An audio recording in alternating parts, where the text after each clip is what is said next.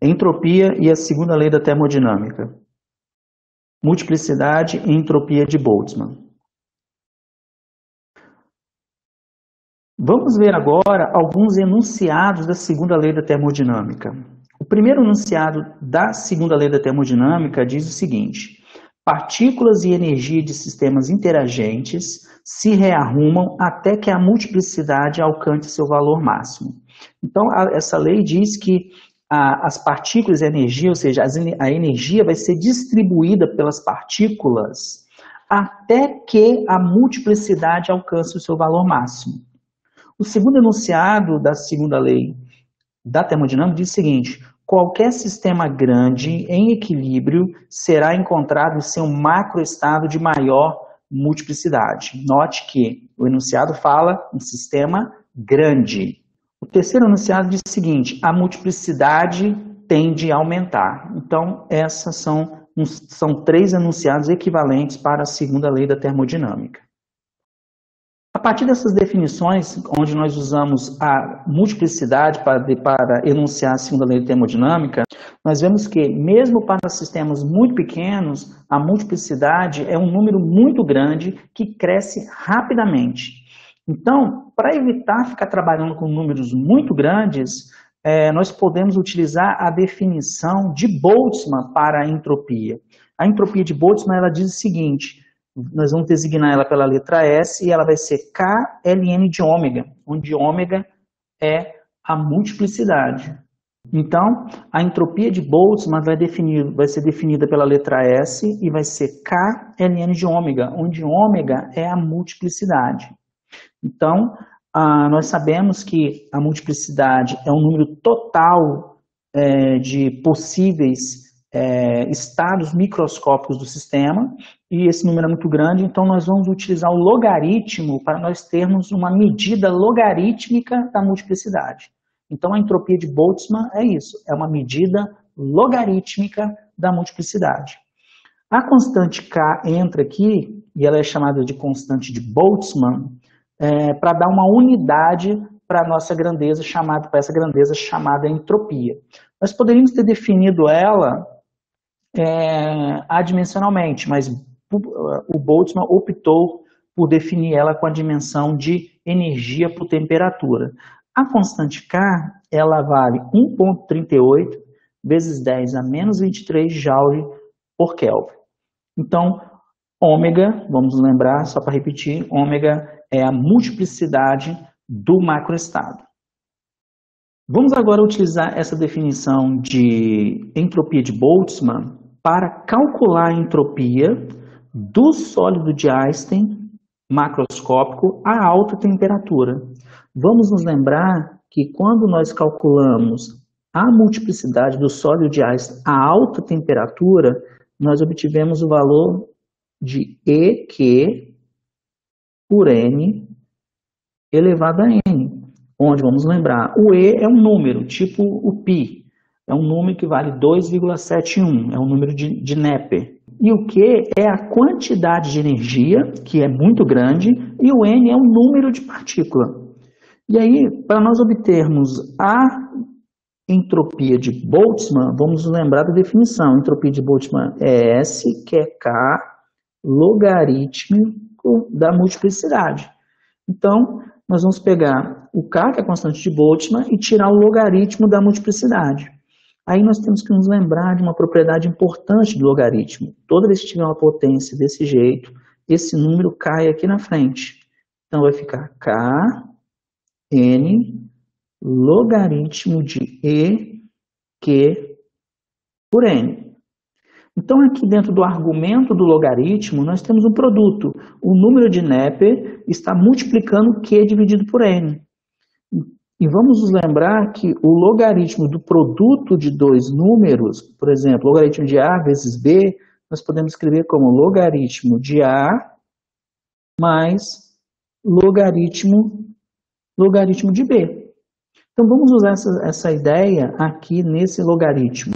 Então vai ficar assim, ó, igual a K, N, e aí separa os dois, vai ficar logaritmo de Q por N mais logaritmo de E.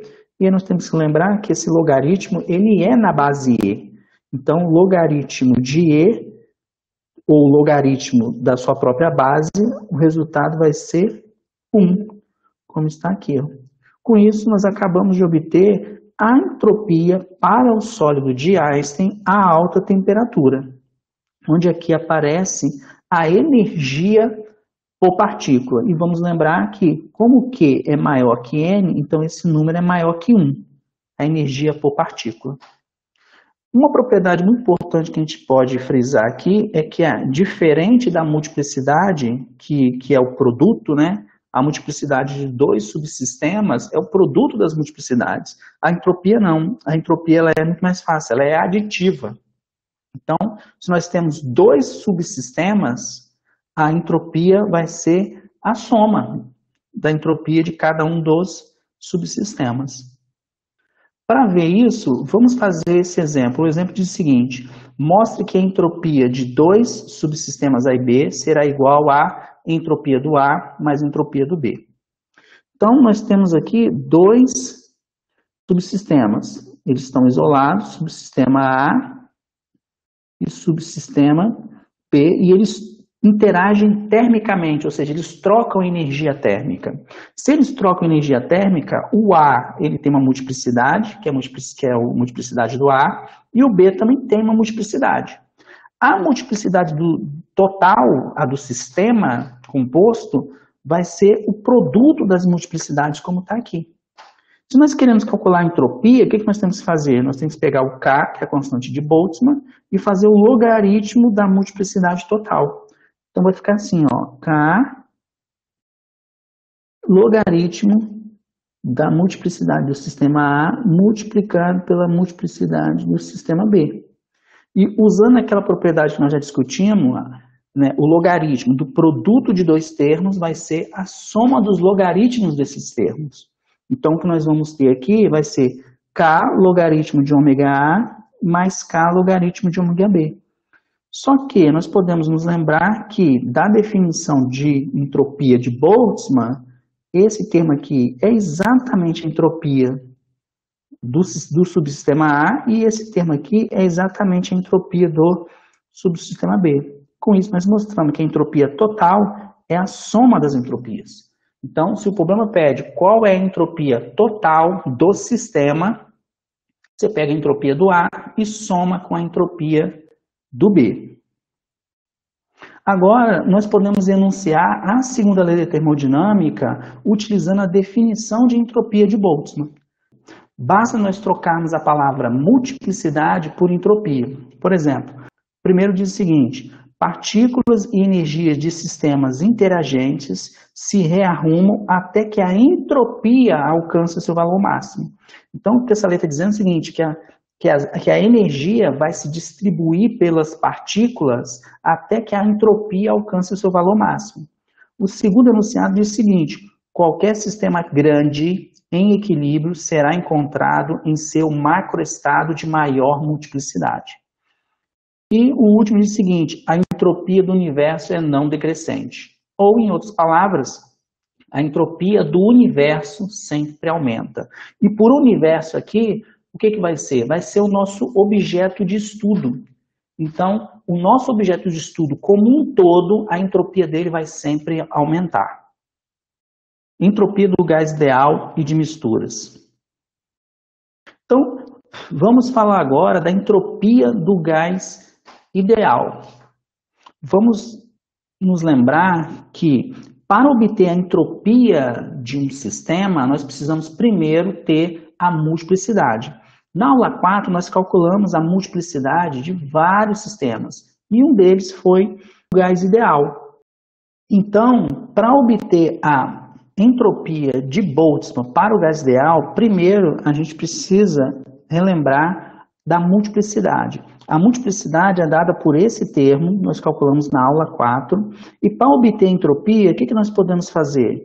Nós temos que usar a definição da entropia. A entropia é S, que é a entropia de Boltzmann, K, logaritmo da multiplicidade. Então, nós temos que pegar o K e multiplicar pelo logaritmo de todo esse termo aqui. Os termos mais problemáticos que nós temos que tratar aqui são exatamente esses termos aqui que envolvem o fatorial, esses dois termos. Só que, como eles aparecem dividindo, vamos lembrar naquela propriedade logaritmo que diz o seguinte, que quando nós temos logaritmo do quociente, nós podemos transformar isso no logaritmo da diferença. Então, quem aparece dividindo aqui, vai aparecer subtraindo o logaritmo. Então, todos os outros termos vão estar nesse primeiro, todos os outros termos vão ficar aqui, os que aparecem no numerador, e os dois fatoriais que aparecem no denominador, a gente coloca subtraindo. Com isso, agora nós temos que trabalhar com esses logaritmos. Só que nós sabemos que o n, que é o número de partículas, é um número muito grande.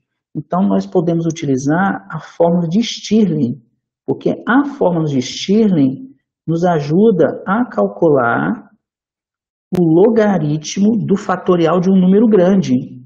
Como é que fica? Fica x, no caso aqui, logaritmo de fatorial de x, x sendo um número muito grande. Vai ficar x, ln de x menos x.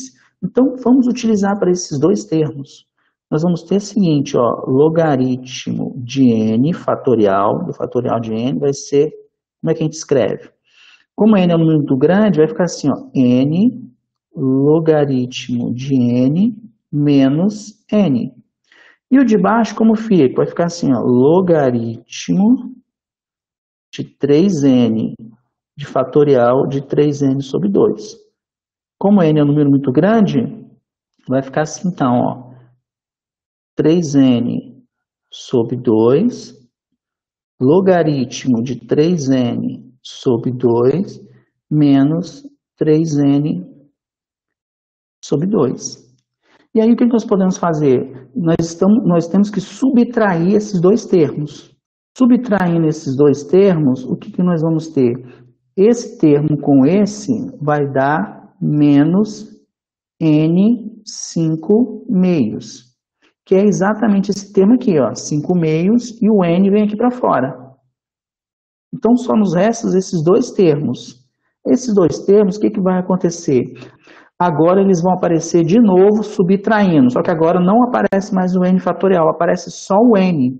Então, nós podemos fazer o seguinte, nós podemos pegar esse n, ele vai aqui para fora, e o n, que está no logaritmo de n, vai aparecer dividindo aqui, ó, volume. E esse n aqui, ó, esse 3 meios, ele pode vir aqui para cima, e o logaritmo de 3n sobre 2, ele vai dividir a energia, não é à toa que tem esse 3 aqui, e o 2 complementa com o 2 que tinha em cima para virar 4. O n vai ficar na frente lá. Com isso, fazendo essas contas, essas devidas simplificações, a gente obtém esse valor, e aí já não tem mais os fatoriais, e aqui nós estamos considerando o n como sendo muito grande, e nós temos uma entropia, depois das devidas simplificações, uma entropia em função da energia do gás ideal, do volume do gás que o gás ideal ocupa e do número de partículas que o gás ideal possui. Então, nós vemos que a entropia aumenta rapidamente com a energia por partícula e aumenta também com o volume por partícula. O que nós podemos fazer? A energia do gás ideal, nós sabemos quanto vale essa energia. Para o gás ideal, ela vale 3 meios de nKT. Então, nós podemos substituir essa energia aqui. Como vai ficar esse termo? Vamos pegar só esse termo entre parênteses. Vai ficar assim, ó, 4π, a massa de uma partícula, 3h cortado ao quadrado, n. A energia quanto vale? A energia do gás ideal, 3 meios de nKT. Com isso, agora eu tenho um resultado em função da temperatura. Então, fecha aqui, que é aquele parênteses. Ó, o n aqui dentro desaparece, o 3 também. Vai sobrar quanto? Vai ficar 2πmKT, ó, 2πmKT. Vai ficar assim, ó, 2 2πmKT dividido por H cortado ao quadrado. Então, ali dentro vai ficar exatamente assim.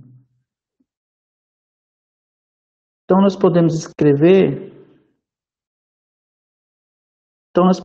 esse resultado assim, ó, Kn logaritmo de V por N, aí aqui fica 2π massa de uma partícula Kt sobre H ao quadrado elevado a 3 meios. Isso tudo mais 5 meios. Aí, esse H ao quadrado aqui, ele está elevado ao quadrado, mas aqui tem uma raiz quadrada. Então, ele pode sair e ser elevado ao cubo. De maneira que vai ficar só esse termo aqui dentro de uma raiz quadrada. Então, nós podemos escrever dessa forma. O V por N, ele continua aqui, e aquele termo que era 2πmKT continua dentro da raiz quadrada, só que agora está elevado ao cubo. E nós passamos ele para baixo por meio dessa definição do lambda, onde o lambda vai ser o comprimento de onda térmico. Com isso, a gente consegue escrever a entropia do gás ideal de uma maneira mais compacta e em termos da temperatura. Essa equação é chamada de equação de Sackur-Tetrode, porque ambos os pesquisadores obtiveram ela de maneira independente. E ela é uma entropia que fica em função agora da temperatura. E é uma entropia para o gás ideal. Aqui é uma entropia, um resultado clássico. Tá? Nós podemos fazer uma observação muito importante aqui, ó, e analisar o sistema do ponto de vista da temperatura. Por exemplo, se a temperatura for muito baixa, vamos pensar uma temperatura muito baixa, eu estou dividindo por um número muito pequeno. Então, o comprimento de onda térmico se torna muito grande, porque o comprimento de onda térmico vai depender da temperatura. Se o comprimento de onda térmica é grande, esse número aqui é muito grande, porque está ao cubo. Então, estou pegando volume dividido por um número muito grande, então esse quociente fica pequeno. E aí eu vou ter o logaritmo de um número pequeno. E nós sabemos que o logaritmo de um número muito pequeno, no caso, muito menor que 1, vai ser um número muito grande, só que negativo. E um número muito grande negativo somado com 5 meios vai dar negativo. E com isso nós temos um problema, porque a entropia vai ser negativa. E a entropia não pode ser negativa. A maneira como nós definimos a entropia, ela é positiva. A entropia é uma medida logarítmica das maneiras diferentes que a energia pode se arranjar nos graus de liberdade de um sistema. Então, quando a temperatura for baixa, essa fórmula, essa entropia de Sackur-Tetrode, ela não vale. Nós temos que utilizar a teoria quântica para obter a entropia. Então, para baixas temperaturas, a entropia de Sackur-Tetrode não vale. Porém, para temperaturas altas, o comprimento de onda térmico vai ser pequeno e eu vou estar pegando o volume dividido por um número pequeno. E, então, esse quociente vai ser um número grande. Um número grande positivo somado com um número positivo continua positivo. Então, nestes casos, a entropia de Sackur-Tetrode, ela retorna o valor exato para a entropia do gás ideal. Por isso que é um resultado tão importante. Ela só não vale para temperaturas muito baixas, porque para temperaturas muito baixas, os efeitos quânticos passam a ser predominantes. Vamos fazer um exemplo utilizando a entropia de Boltzmann para o gás ideal. Vamos nos lembrar que a entropia de Boltzmann para o gás ideal, ela depende do volume, do número de partículas, nesse caso aqui da temperatura também.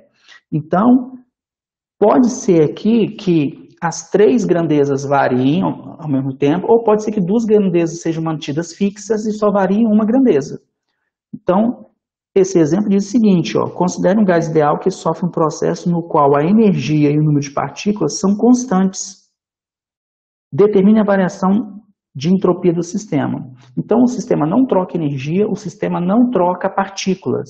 Então, o que vai acontecer com o sistema? Na prática, o sistema ele pode parecer assim, ó. Tem A, B, e essa parede é uma parede móvel, ou seja, o sistema troca volume. Se ele troca volume, ele sai de um volume inicial e vai até um volume final. Então, a única grandeza que a gente precisa olhar, vamos lembrar que a entropia depende da energia, do volume e do número de partículas. Nós não precisamos olhar para a energia, porque ela não varia, para o número de partículas também não. Vamos olhar só para o volume. Vamos olhar a dependência que a entropia tem no volume. Olhando a dependência que a entropia tem no volume, é logaritmo do volume. Então, nós podemos escrever assim, ó, a entropia é proporcional ao logaritmo do volume. Mais precisamente, nós podemos descartar, lembre-se que nós podemos descartar todos os outros termos. Então, ficaria assim, a entropia seria proporcional a Kn logaritmo do volume. Tem aqui outros termos, mas a gente não precisa se preocupar com eles, porque quem vai variar, somente o volume vai variar.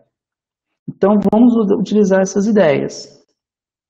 Então, como vai ficar? Vai ficar assim, ó, variação da entropia, como é que a gente escreve? É a entropia final, quando ele chega no volume final, menos a entropia inicial.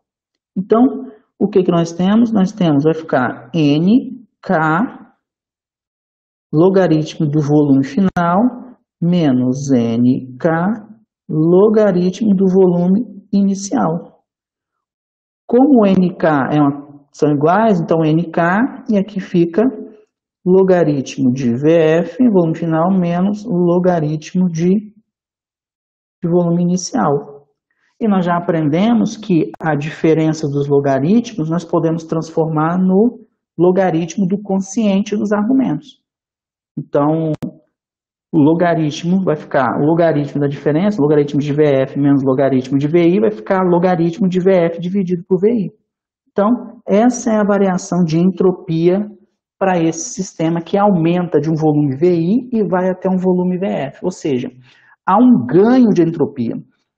Neste caso aqui, que é expansão, a entropia aumenta porque o volume final é maior que o volume inicial, então a entropia do sistema aumenta só porque o volume aumentou.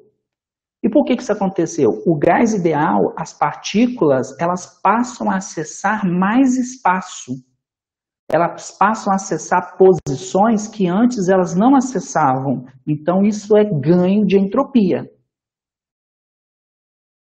O caminho inverso também seria verdade, né? Se há uma compressão, as partículas vão perder espaço que elas acessavam. Então, elas perdendo o espaço que elas acessavam, a entropia diminui. Diminui neste caso específico. Vamos olhar a entropia de mistura. Então, vamos considerar um sistema composto por 2 gases A e B. Pode ser o gás hélio e o gás argônio. O importante é que eles são diferentes, tá? Que possuem energias, volumes e número de partículas idênticos. Vamos calcular a entropia após a remoção dessa partição aqui. Ó. Então, são 2 gases diferentes, pode ser o hélio ou o argônio, só que eles possuem a mesma energia, o mesmo volume e o mesmo número de partículas. Então, quando eu tiro a partição, eles vão se misturar. Com isso, a gente pode calcular a entropia final desse sistema, utilizando a fórmula para a entropia de Sackur-Tetrode. Então, o que nós temos? Para o sistema A, variação da entropia do A, qual vai ser? Vai ser Kn, vai ser entropia do A final menos a entropia do A inicial. A entropia final, então, qual é a entropia final do gás A, né? A energia do gás A não vai mudar, porque a partição foi tirada, então ele está expandindo, não tem ninguém impedindo ele para ele expandir, então a energia dele não vai mudar. O número de partículas deles também não vai mudar, continua o mesmo. O que muda é o volume. Antes ele estava no volume V, agora ele vai para um volume 2V. Então, utilizando a fórmula do gás ideal, nós vamos colocar assim, ó, NK logaritmo de 2V, menos, qual é a entropia do gás A, a entropia inicial? Inicialmente ele estava ocupando só o volume V, então vai ficar assim, ó, NK logaritmo de V. E aí nós temos que nos lembrar que o NK é igual para os dois, então nós podemos escrever esses dois logaritmos como um logaritmo só, desse jeito, ó, vai ficar assim, NK logaritmo de 2V dividido por V. Então, a variação na entropia foi NK-ln de 2. Então, houve um aumento na entropia de NK-ln de 2. A entropia do gás A aumentou de NK-ln de 2. O mesmo vai acontecer para o B. A conta vai ser exatamente a mesma, vai ser o mesmo aumento. Então, nós podemos perguntar o seguinte, qual é a variação de entropia total? Nós já aprendemos que a entropia é uma grandeza aditiva. Então, a variação de entropia total vai ser a soma, variação da entropia do gás A mais variação da entropia do gás B, que vai dar NK-ln de 2, NK-ln de 2. Então, aqui fica 2 NK-ln de 2. Esse foi o aumento de entropia. Então, quando nós retiramos a partição e os dois gases podem se misturar, há um aumento total de entropia de 2 NK-ln de 2. Então, a entropia aumentou só pelo fato de eu ter retirado a partição. Com base nesse exemplo, nós podemos tecer dois comentários. Primeiro, isso só pode ser feito porque os dois gases são diferentes. Um é hélio e o outro é argônio, por exemplo. Então, eles misturam. Então, nós podemos fazer isso porque fica muito claro, né? A situação final é diferente da situação inicial. Por quê? Porque eles são diferentes. Então, há um ganho na multiplicidade. Se há um aumento na multiplicidade, há um aumento na entropia. E uma outra observação é o seguinte, se os dois gases fossem iguais, vamos supor que tivesse L de um lado e L do outro. Quando a gente retira a partição e eles misturam, não tem como você distinguir esse estado sem a partição do estado anterior que estava com partição, porque eles são idênticos. Quando eles são idênticos, a retirar a partição não gera um microestado novo.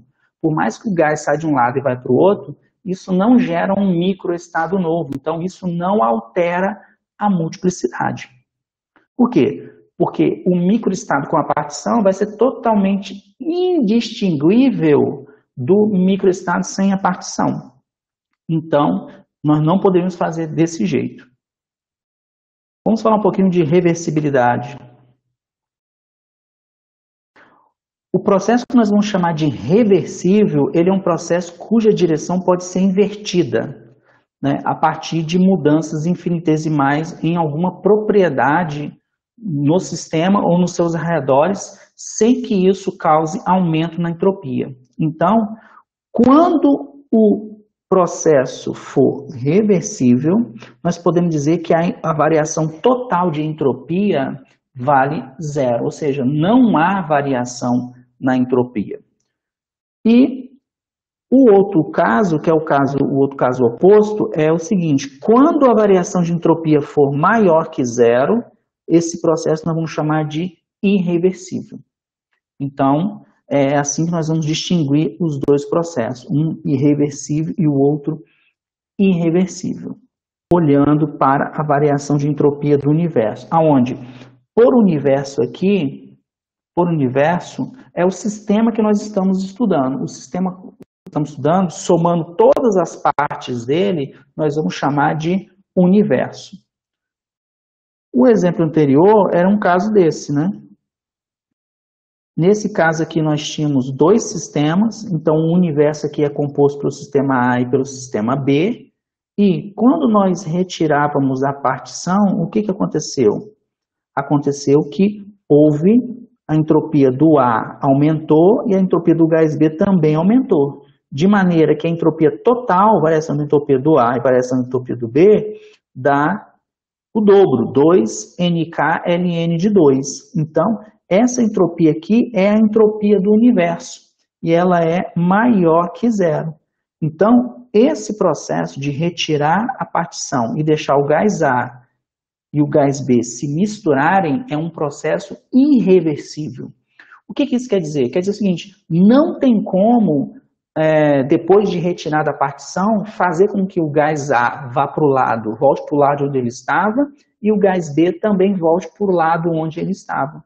Não tem como fazer mais isso, o processo é irreversível. Então, todo processo irreversível, ele implica em ganho de entropia, em aumento da entropia. E o processo que é reversível, ele é o processo em que a entropia do universo vale zero. Então, quando a entropia do universo for zero, esse processo ele é reversível. E como distinguir um processo reversível de um processo quase estático? O que nós podemos dizer é que todo processo reversível ele é quase estático, mas nem todo processo quase estático é reversível. Um exemplo é, por exemplo, a compressão infinitesimal de um gás em um cilindro. Você pode estar comprimindo o gás de maneira quase estática, infinitesimalmente. Só que, se houver atrito entre o pistão que você está empurrando e as paredes do cilindro, pode ser que ali haja o quê? Um atrito, e esse atrito vai gerar ganho de entropia. Gerando ganho de entropia, o processo ele é irreversível. Então, neste caso, mesmo a compressão sendo um processo quase estático, ela é irreversível. Então, a conclusão que nós tiramos é que todo processo reversível ele é quase estático, mas nem todo processo quase estático ele é reversível. Essas são as nossas referências e até a próxima aula.